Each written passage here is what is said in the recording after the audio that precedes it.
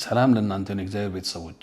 ዛሬ ደግሞ ያለፈው ሳምንት ከጀመርነው የሚቀጥል ክፍል አብረን ያለን በሩት መጽሐፍ ላይ አንድ ሐሳብ ይዘን ነበር ስንነጋገር የነበረው እግዚአብሔር የእድልም የዳግም እድልም አምላክ ነው የሚል ነበር ርዕሱ። ከዛ ውስጥ እድልም የዳግም እድል አምላክ ነው የሚለውን ለሁለት ከፈል ነው።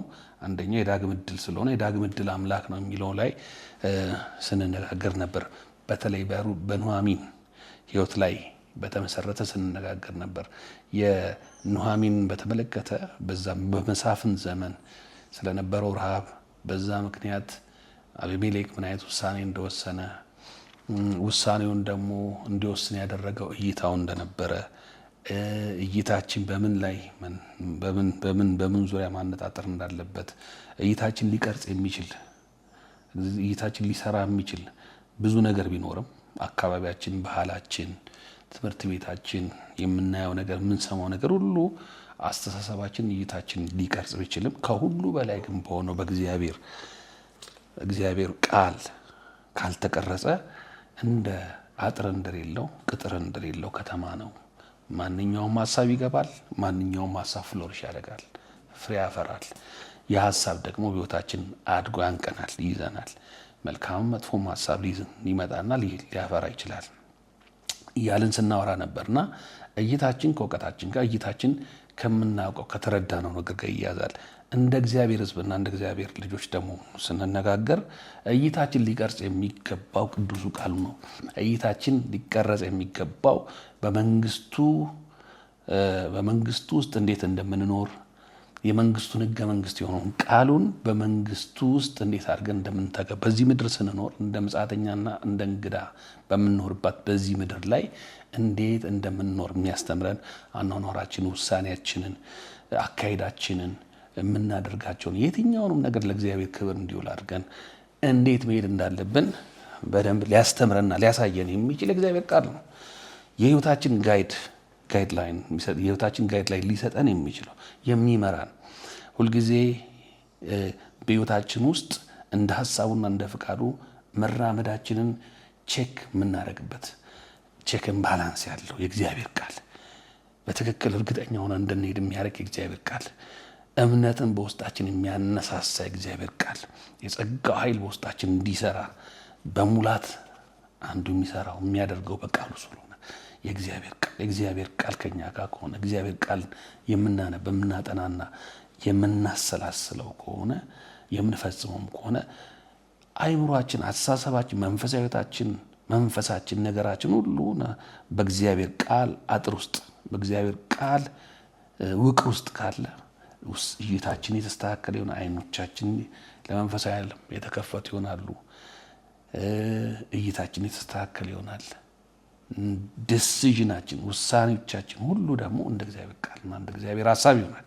ዘመኑን መዋጀት የሚችል እንደ ሞኞች ሳይሆን እንደ ልባሞች፣ እንደ ጥበበኞች ዘመንን መዋጀት እንችላለን። አኗኗራችን የተስተካከለ ይሆናል። እዚህ ይህን እያልን ነበር ባለፈው ስንነጋገር የነበር። የኑኃሚንም ቤተሰብ አቤሜሌክ ምን አይነት ውሳኔ ወሰነ? ከምን እይታ ተነስቶ?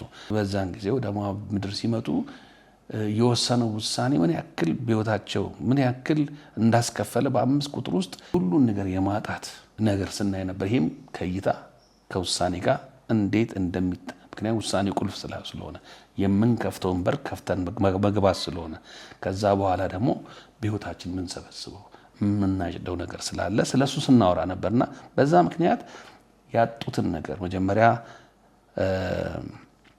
አቤሜሌክ እንደሞተ ከዛ 2 ልጆቿ እንደሞቱ የኑኃሚን ከዛ ሁሉን አታ በጣም በብዙ ሐዘን በብዙ ጉስቁልና ውስጥ ሆና ግን እግዚአብሔር እስራኤልን እንደጎበኘ ሰምታ ለመመለስ ስታስብ በመመለስ መንገድ ላይ እያለች ያለውን ታሪክ ድረስ አውርተናል። ከዛ በኋላ ግን በመመለሷ እግዚአብሔር እንዴት እንደጎበኛት እግዚአብሔር በመመለስ ውስጥ እንዴት እንዳሳረፋት በመመለስ ውስጥ እግዚአብሔር እንደ ቃሉ ከትላንትና ይልቅ ዛሬ እንደጎበኛት የበለጠ ክብር እንደሰጣት በእስራኤል ምድር ወይ ደግሞ በይሁዳ ኤፍራታ አካባቢ ስሟ የገነነ እንዴት እንደሆነ እግዚአብሔር መጨረሻ ላይ እንዴት በልጅ ሁሉ እንደባረካት ልጅ እንዴት እንዳቀፈች በሩት አማካኝነት ልጅ እንዴት እንዳቀፈች ለዘመናት የሚሆን ነገር ለዘመናት የሚሆን ሸክም እግዚአብሔር በሆነ ከሷ ላይ እንዴት እንዳስነሳ የመጨረሻ ሽምግልና የመጨረሻ ዘመኖቿን የመጨረሻ ፀሐይ መጥለቂያ ላይ የነበረውን ዘመኗን በምን አይነት ልምላሜ እግዚአብሔር እንደደመደመው አይተናል። እግዚአብሔር ታማኝ ነው። እግዚአብሔር ለሚመለስ ሁል ጊዜ በእጥፍ የሚባርክ በተለየ መልክ የሚመልስ አምላክ ነው። የጌታ ስም ብሩክ ይሁን። ስለዚህ እግዚአብሔር የዳግም ዕድል ነው የሚለውን ከኑኃሚን አንጻር በተወሰነ ደረጃ አይተናል። አሁን ደግሞ እግዚአብሔር ዕድልን ይሰጣል። ዳግም ዕድል ስንል የተፍገመገሙትን ርቀው ያሉትን የተበላሸ ነገር አለቀ ከዚህ በኋላ መመለስ ከባድ ነው ያሉትን በተወሰነም የራቁትን በቤቱም ሆኖ የጠፉትን እግዚአብሔር በሩቅም በቅርብም ያሉትን የሚመልስ አምላክ ነው። ሕይወት የሚያስተካክል ነው። እንዲያውም በጣም አንዳንዱ ጥያቄ የሚሆንብን በፍጹም አይስተካከልም የሚባል ነገር እንኳን እግዚአብሔር ሉዓላዊ አምላክ ስለሆነ በፍጥረት ላይ ገዢ ስለሆነ በነገስታት ላይ ገዢ ስለሆነ በዘመን ገዢ ስለሆነ ዘመንን የፈጠረ ስለሆነ የዘላለም አምላክ ስለሆነ ሁሉን የሚያቀና የሚይዝ ከእጁ የሚያመልጠው ነገር የሌለ አምላክ መሆኑን አውርተን እግዚአብሔር የትኛውንም የተበላሸ የሚመስል ሕዝቅኤል ላይ እንዳለ የደረቁ አጥንቶች የተዘጉ መቃብሮች እንዴት እንደተከፈቱ የደረቁ አጥንቶች የተበታተኑ አጥንቶች እንዴት ሰራዊት ሆነው እንደተነሱ አይተናል። ለነብዩ እንኳን በጣም ግራ በሚያጋባ ሁኔታ ይሄ አንተ ታውቃለህ እስኪል ድረስ የነበረውን እግዚአብሔር በቃሉ ብቻ ያዘ። ምድርን በቃሉ የፈጠረ ነገርን መመለስ ማድረግ ማስተካከል ማቅናት ለሱ ቀላል። ያልነበረን ነገር ወደ ነበረ ያመጣ አምላክ ነገርን ማስተካከል ለሱ እጅግ በጣም ቀላል ነው። ጌታ ይመስገን። እግዚአብሔር ይሰራል። እግዚአብሔር ይለውጣል። እግዚአብሔር እንደገና ያቆማል። እግዚአብሔር ነገሮች እንደገና ይሰራል። ጌታ ይመስገን። እግዚአብሔር የዳግም አምላክ ነው ብለናል። አሁን ደግሞ እግዚአብሔር ከድቅድቅ ጨለማ ወደሚደነቅ ብርሃኑ ወደ ራሱ ብርሃን ወደ ጽድቁ ወደ ማንነቱ የሚጠራ አምላክ እግዚአብሔር እንደገና እድል የሚሰጥ አምላክ ነው። እግዚአብሔር ይጣራል። እግዚአብሔር እንደገና ሰዎችን ሪስቶር ያደርጋል። እንግዲህ ቅድም ያለፈው ሳምንት ስንነጋገር የሞዓብን ታሪክ በተመለከተ ራሱ ሞዓባውያን በተመለከተ እስከ 10 ትውልድ ድረስ ወደ እግዚአብሔር ጉባኤ ይግባ ነው የሚለው። ለማምለክ እንኳን ሲመጡ ምናልባት በምድር ላይ ኖሮ ወደ እስራኤል አምላክ ቤተ መቅደስ የመጡ ከሆነም አሕዛብ ከሚቀመጡበት በውጭ እንዲሆኑ ከዛም አልፎ በውጭ እንዲሆኑ የተባሉ ህዝቦች ከናዝሬት ምን ይወጣል እንዳለው ማለት ነው። እንደ ናትናኤል ከሞዓብ ምን ይወጣል? ከሞዓብ እኮ ምንም ሊወጣ የማይችልበት ነው እግዚአብሔር።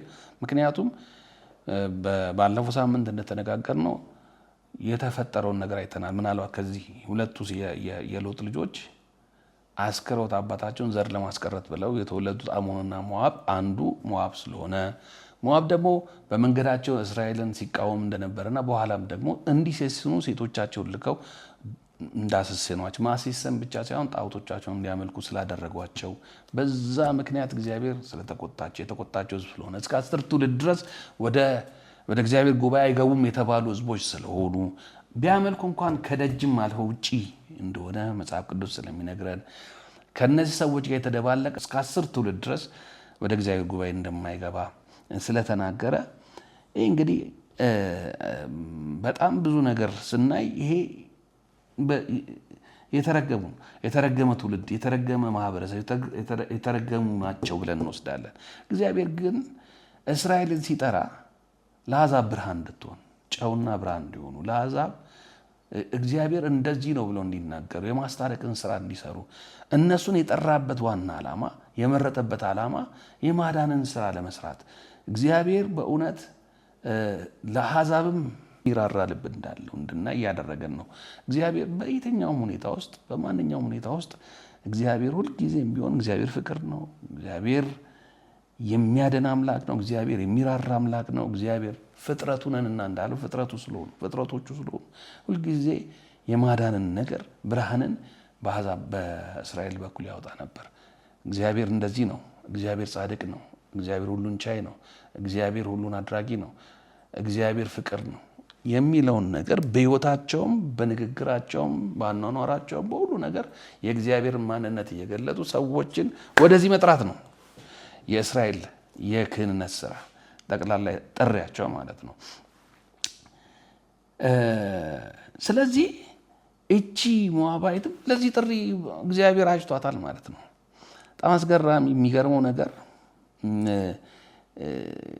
ኑኃሚን ወስና በምትመለስበት ሰዓት አብረዋት እንመለስ ብለው ነበር ሁለቱ ምራቶች ኦርፋና ሩት። ሩት ማለት ስሟ የስሟ ትርጓሜ ወዳጅነት ማለት ነው። እንደ ስሟ ወዳጅ በጣም ጥብቅ ያለች ናት እና አብረው እንመለስ ሲሉ አንደኛ ኑኃሚን ያሳየቻቸው መልክ በቃ አምላክ እግዚአብሔር በኔ ላይ እጁ መሯል ማለት እግዚአብሔር እጅ በኔ ላይ ተነስቶብኛል፣ መራራ ሆኛለሁ፣ ህይወቴን እጅግ መራራ አድርጓታል ምናምን ብላ ነግራቸዋለች። በቃ ስለዚህ ከኔ ጋር አትመለሱ። ልክ እግዚአብሔር እንደተጣላት እግዚአብሔር እንደራቃት አድርጋ ነው ስታስቀምጥላቸው የነበረው አንደኛ። ሁለተኛ ደግሞ በስጋም ቢሆን ባለው ነገር ቢሆን ተስፋ እንደሌላት። ምክንያቱም ከዚህ በኋላ ብወልድ ዛሬ አርግዤ በወልድ እንኳን ለእናንተ የሚመጥን ለእናንተ ደርሶ ባል ሊሆናችሁ የሚችል ልጅ ላመጣላችሁ አልችልም። ስለዚህ ምንም ተስፋ የለም፣ እኔ ጋር ምንም ነገር የለም። ያው በሚድል ኢስትም በእስራኤልም ያው አንድ ሴት ከወንድ ጋር ካልሆነች ርስት ባለቤት ልትሆን አትችልም፣ ምንም ነገር ሊኖራት አይችልም። ስለዚህ ተስፋ የለም፣ ለኑሮም ተስፋ የለም። በቃ ተስፋ እንደሌለ ዘግታን የነገረቻቸው። ስለዚህ ተመለሱ ስትላቸው አንዷ አልቅሳ ስማ ተሰናበተች። ሁልጊዜ እንደዚህ አይነት ሰዎች አሉ። በቃ የመጨረሻ ላይ ሲደረስ ነገሩ በጣም ከጠበቁት ውጭ ሲሆን ከዛ በላይ መሄድ የማይችሉ አንዷ ኦርፋ ናት። ሩት ግን በፍጹም ልትመለስ ስላልፈለገች ተጠመጠመችባት ይላል። ምንድን ነው እንደዚህ አይነት ውሳኔ እንድትወስን ኖ ያለች? ይሄ ሁሉ ተስፋ እንደሌለ ሁሉ ነገር እንደተቆረጠ ያለቀ የተደመደመ ነገር እንደሆነ እየተነገራል። ከዚህም በላይ ደግሞ ወጣትነቷ ገና ወጣት ናት። ወጣትም ብቻ መሆን ብቻ ሳይሆን ቆንጆም ናት። በኋላም ላይ መጽሐፍ ቅዱስ ላይ እንደምናየው ቆንጆ ወጣት ናት። እድሏ ብዙ ሰፊ የነበረች ሴት እንዴት ብላ ወሰነች? ካሞሽን ስታመልክ የነበረች ሴት እንዴት ብላ ይህንን ነገር ወሰነች? ይገርመኛል። እኔ ይመስለኝ እንግዲህ 10 ዓመት ከኑኃሚን ጋር ኖረዋል። ባሏ ኑኃሚን ከሞተ በኋላ 10 ዓመት ከነሱ ጋር ኖራለች። በዛን ሰዓት እነሱም ባሎቻቸው እስኪሞቱ ድረስ ባለው ጊዜ ሁሉ አይ ቲንክ የሚያሳይ አንድ ነገር አለ። አኗኗሯን ሲመለከቱ በየመካከል ይመስለኛል ምናልባትም እግዚአብሔር እንዲያደርጓል። እግዚአብሔር እንደዚህ ያደርጋል። ቀይ ባህርን ከፍሎ አሻግሮ በዓለም ላይ በዛን ሰዓት ኤሊት የተባለውን ሰራዊት በባህር አስጥሞ በተአምራት የመራ አምላክ በአንዲት በትር በሙሴ በትር ያን ሁሉ ሰራዊት እንዲሰጥም ያደረገ አምላክ እግዚአብሔር ትልቅ ነው። እግዚአብሔር ዮርዳኖስን አሻገረ። በአዳም የሚባል ስፍራ ላይ ውሃውን እንደ ግድግዳ ቆሞ ካህናቶቹ ተሻገሩ። ሃሌሉያ ምናምን የምትል ይመስለኛል። ፋሲካን በዓል ሲያከብሩ በጸናችና በበረታች ክንድ ይናገሩ የለ በጸናችና በበረታች ክንድ እያስታወሱ እርሾ የሌለበት ቂጣ ሲጋገር ሲሰራ ሲበላ እነዚህ ሁሉ ነገሮች ሲደረጉ ስለ እግዚአብሔር ይዘከራል፣ ይወራል፣ ይነገራል። ያህዌ እንዲያደረገ የፋሲካ በዓል ሲከበር ይነገራል፣ የዳስ በዓል ሲከበር ይነገራል። እግዚአብሔር እንዲያደረገ እየተባለ ይነገራል። ጌታ የተመሰገነ ይሁን። እንዲያውም የዳስ በዓል በመካከል ያው ቃሉ የሚነበብበት ስለሆነ በዛም ያስቡታል። እግዚአብሔር እኮ እንደዚህ ነው። ጌታ የተመሰገነ። ምናልባት ይህን ሰምታ ሊሆን ይችላል። ምናልባት በዚህ ሁኔታ ውስጥ ያለፈች ትሆን ይሆናል። ከዚህ የተነሳ ሊሆን ይችላል ብዬ አስባለሁ። ከዚህ የተነሳ ካልሆነ በስተቀር ምክንያቱም ውሳኔዋ ከባድ ነበር። ተመለሽ ብላ ስትነግራት ኑኃሚን መልሳ እነሆ የባልሽ ወንድም ሚስት ወደ ወገኖቿ ወደ አምልኮቷ ተመልሳለች፣ አብረሻት ተመለሺ ብላ ድጋሚ ጠየቀቻት ከተጠመጠመችባትም በኋላ። ሩት ግን እንዲህ አለች፣ ተለይቼሽ እንዴት እንድቀር ወይ እንድመለስ አትለማመጭኝ። ወደምትሄጂበት እሄዳለሁ፣ በምትኖርበት እኖራለሁ። ሕዝብሽ ሕዝቤ፣ አምላክሽ አምላኬ ይሆናል። በምትሞችበት እሞታለሁ፣ በዚያም እቀበራለሁ። ከእንግዲህ ሞት ከሚለየም በቀር ብለይሽ እግዚአብሔር ይፍረድብኝ። የማለችው የአምላክ ስም እንኳን ያህዌ ነው። ይፍረድብኝ፣ ከዚህም የከፋ ያድርግብኛል። ውሳኔዋ የጸና ነበር። እይቷ እንግዲህ በጣም ብዬ ላስብ የምችለው እይቷን የቃኘ አምላክ የተባረከውን ወደ መዳን ያመጣት አምላክ ወደ ኪዳኑ ሕዝብ እንድትቀላቀል ያደረጋት አምላክ የተባረከውን እግዚአብሔር ይመስገን። ምክንያቱም ያየች በዛ በድንግዝግዝ ከሩቅ አገር መጥተው በሚያደርጓቸው የተወሰኑ በዓላት አከባበር በሚያደርጓቸው የኑሮ ሁኔታ ታውቃላችሁ፣ እስራኤል ጌታንም አግኝተው በአበላል በምናምን ሮሜ ላይ እንደምናየው ሌላም ስፍራ ላይ እንደምናየው በአበላል በምናምን በጣም ኮንሰርቫት ናቸው። በአበላላቸው፣ ባኗኗሯቸው፣ ባካሄዳቸው በየትኛውም ነገር የተለዩ ናቸው። ስለዚህ ከዛ የተነሳ በየማዕከሉ ሙሌ ስለ ያህዌ ስለሚያነሱ የተማረችው ነገር አይኖቿ ላይ የተቀረጸው እይቷን የቀየረ እግዚአብሔርን እንድታውቅ ያደረገ ልዩ ነገር አለ። ልዩ ብርሃን ገብቶባታል ማለት ነው። ጌታ የተመሰገነ ይሁን። ምንም ሩት እንኳን ሳስባት ልክ ዘሪ ሊዘራ ወጣ እንዳለው የእግዚአብሔር ቃል ኢየሱስ ክርስቶስ ምሳሌ አድርጎ እንደተናገረው በእሾህ ውስጥ እንዳደገ አድርጎ በእሾህ እንደታነቀው ፍሬም እያለው ግን የሚበላ አላልሆነ ሕይወቱ አለው የሚል አይነት እንደዚህ አይነት ትመስለኛለች። ምክንያቱም ውሳኔዋ ከባድ ነው፣ የሄደችበት ነገር ከባድ ነው። እሱ ያነቃት ይመስለኛል። ነገር ግን በሕይወት አለች፣ ሕይወት አላት። ለዚህም ይመስለኛል የተረፈችላት፣ ለእሷም ማሳየት የቻለችው ለዚህ ይመስለኛል እንደው ከመጽሐፉ ስንረዳ። ምክንያቱም እንዴት ያህዌን ልታቅ ቻለች? ከነዚህ ነገሮች ሊሆን እንደሚችል በማሰብ ጌታ የተመሰገነ ይሁን። ስለዚህ ፈርም ዲሲዥን አሁንም ዛሬም ምን እይታ ማለት በቃ እድል እንድታገኝ ያደረጋት የሰማችሁ ያየችው ነገር ወደዛ ውሳኔ ቁልፍ ነው። አሁንም ህይወቷን አፕሳይድ ዳውን ሊቀይር የሚችል ብትቀር የኦርፋና የሷ ነገር የኦርፋ ታሪክ እዚህ ጋር በቃ ተመለሰች። ምን ሆነች አናውቅም። ኦርፋ ተመለሰ አግብታም ወልዳም ሊሆን ይችላል። በቃ የኦርፋ ታሪክ እዚህ ጋር በቃ አናውቅም።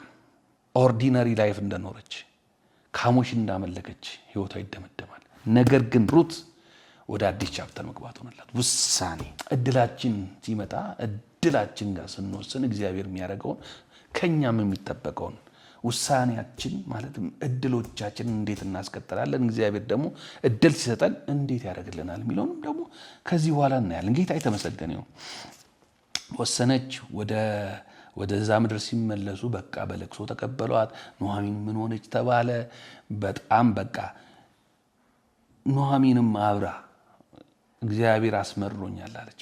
በዛ ሁኔታ ውስጥ መታ በጣም ታማኝ ናት።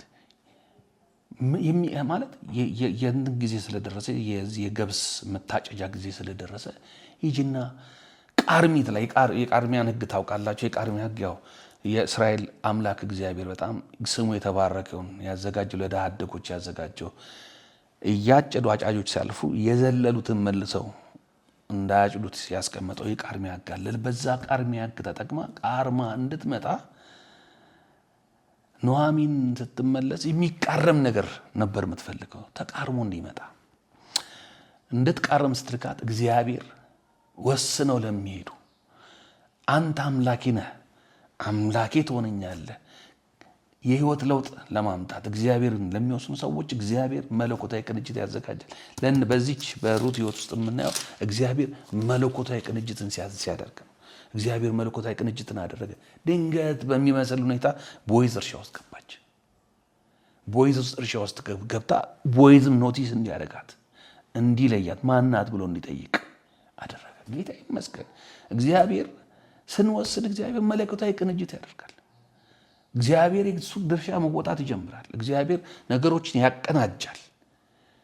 ከዚህ በኋላ ህይወታችን እየተቀየረ እንዲሄድ ከዚህ በፊት ያጣችሁን ነገር በህይወት ዘመኑ ያጣችሁን ነገር እግዚአብሔር በእሷ ውስጥ ሊሰራ ያሰበውን የዘላለም አጀንዳ ለመስራት መለኮታዊ ቅንጅቱን በዚህ ዘላለም አጀንዳ ውስጥ ታላቅ ስራ ስላላት ሊሰራ ያሰበውን ነገር እግዚአብሔር ነገሮችን ሲያቀናጅና አቀናጀ። ከቦይዝ እርሻ ጋር አገናኛት። ማናት ይቻለ። ከዛ እሱም ብቻ እግዚአብሔር ሞገስን ሰጣት። በቦይዝ አይነት እንግዲህ ይቃርም የመጡ ብዙ ሰዎች ይኖራሉ። ታዋቂ ነው፣ ሀብታም ሰው ነው። እንግዲህ ከኋላ ብዙ ሰዎች ይኖራሉ። ብዙ ቆንጆ ሴቶችም ይኖራሉ። የሚቃርቡ ሰዎች ይኖራሉ። እችን ሴት ግን ለብቻዋ እንድትታይ ሞገስ እንዲኖራት አደረገ። እግዚአብሔር ወደሱ ስናደላ እግዚአብሔር አንተን የምታውቀው ወደ አንተ ሄዳለሁ ማለት ፍጹም ውሳኔያችን ወደሱ ሲሆን እግዚአብሔር መለኮታዊ ነገሩን ያዘጋጃል። መለኮታዊ ቅንጅት ያዘጋጃል። እግዚአብሔር ሞገስ ይሰጠናል። በመመለስ ውስጥ እግዚአብሔር በመቤዠት ውስጥ የሰራው እግዚአብሔር እድል ሲሰጣት እድሏን ስትጠቀም እግዚአብሔር ነገር ማቀናጀት ጀመረ ለሩት። እግዚአብሔር የራሱን ድርሻ ይሰራል። ግን እሷ ይህንን ነገር ለማስቀጠል በጣም የሚገርማችሁ እስከ ፍጻሜ ድረስ ያማረ ለማድረግ ምን አደረገች? ከእሷ አንጻር ደግሞ ያለውንም እግዚአብሔር ያደረገውንም እያየን እንሄዳለን።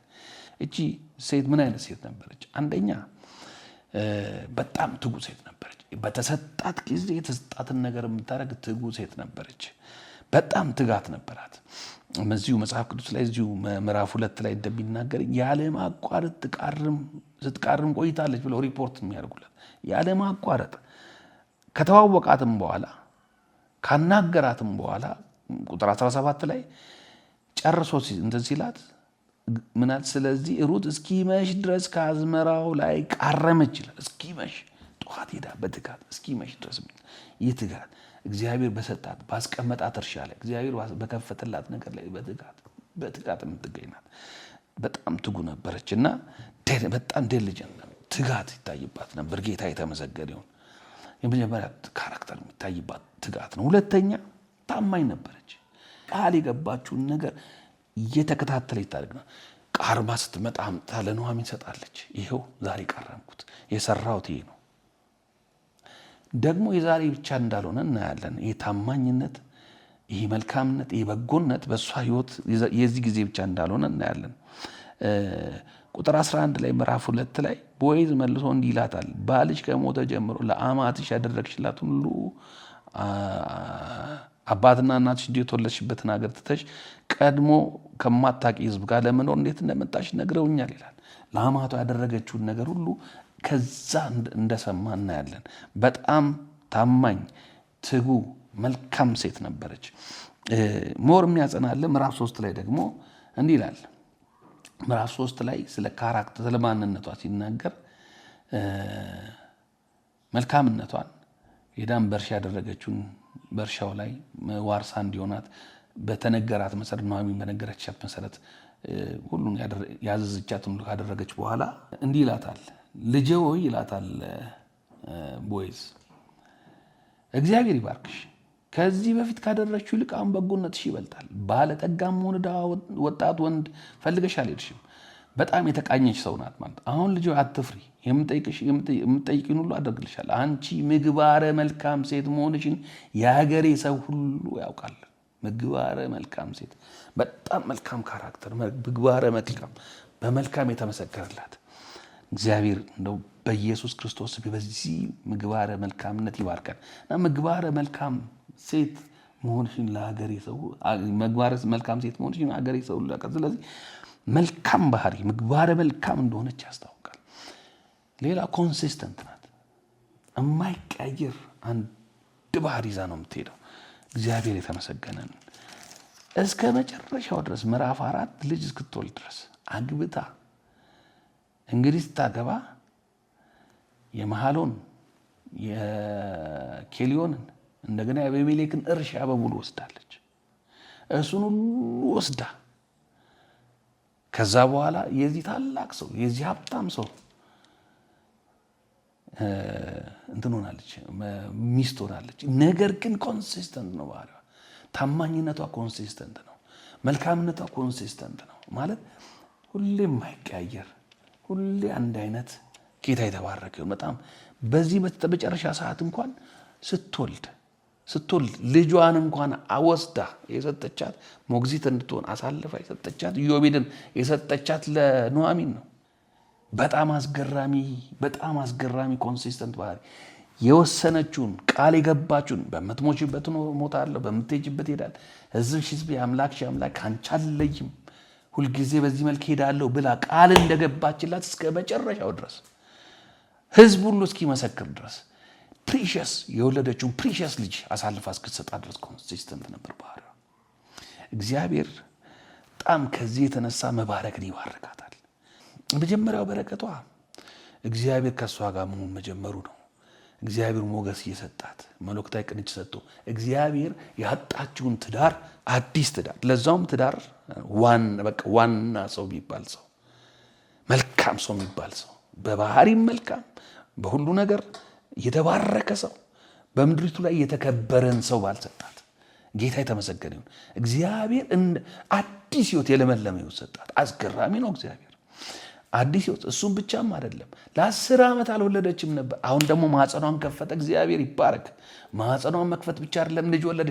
መውለድ ብቻ አይደለም የተወለደው ልጅ እሷ ደግሞ የንጉሥ ዳዊት ቅድመ አያት ሆነች። አንዲት ሞዓባዊት፣ አንዲት የተረገመች ከተረገመ ምድር የመጣች ሞዓባዊት፣ እዚህ ገባ ማትባል ሞዓባዊት ታሪኳን ምን ቀየረው? ታሪኳን የቀየረው ውሳኔዋ ነው።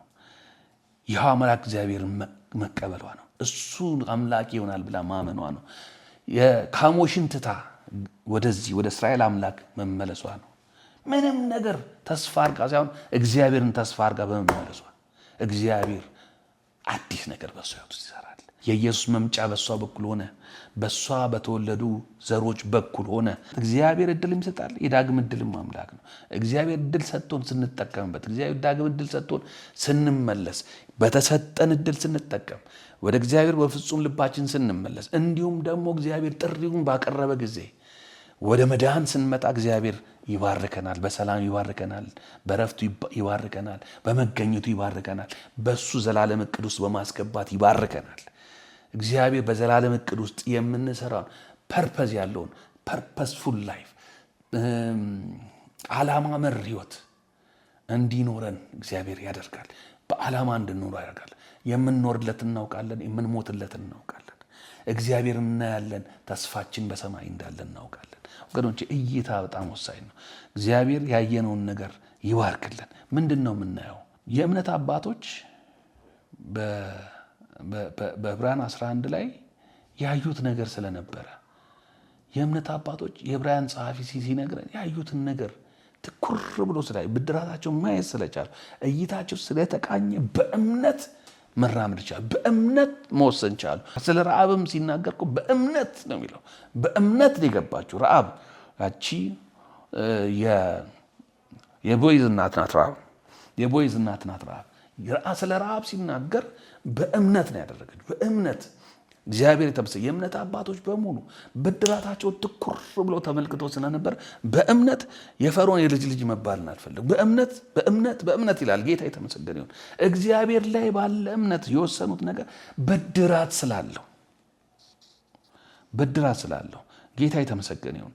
ዛሬም በምናልፍበት በየትኛውም መንገድ እግዚአብሔር አንዳንዶቻችንን ዳግም ዕድል ሊሰጠን ደግሞ አንዳንዶቻችንን ፈጽሞ በድቅድቅ ጨለማ ካለንበት ብርሃን ወደሱ ብርሃን ወደ ራሱ ብርሃን ሊያስጠጋን እግዚአብሔር መልካም ፈቃዱ ነው። እግዚአብሔር የተመሰገነ ይሁን። መጨረሻ ላይ ልናገር እንፈልገው ለሁላችንም የመጥራቱ ተስፋ ምን እንደሆነ እንድናውቅ፣ እግዚአብሔርን የበለጠ እንድናውቅ፣ ያወቅነውን ያክል መታዘዝ ስለሚሆንልን፣ ያወቅነውን ያክል መኖር ስለሚሆንልን እንድናውቅ እግዚአብሔር የጥበብና የመገለጥ መንፈስ እንዲሰጠን፣ መንፈሳዊ ዓይኖቻችን እንዲበሩ፣ በቅዱሳን ዘንድ ያለውን ለቅዱሳን ያለውን ያን የርስት ክብር ባለጠግነት መረዳት እንድንችል፣ ዛሬም በሕይወታችን ሊሰራ ያለውን የትንሣኤውን ጉልበት ትላንትና ኢየሱስ ክርስቶስን ከሙታን ያስነሳው ዛሬ ደግሞ በሕይወታችን ያለውን ይሄን ሊሰራ ያለውን የትንሣኤውን ጉልበት መረዳት እንድንችል፣ እኛ በክርስቶስ ተሰውረን ሕይወታችን ተሰውሮ በአብ ቀኝ እንዳለ ሕይወታችን ተሰውሮ በአብ ቀኝ እግዚአብሔር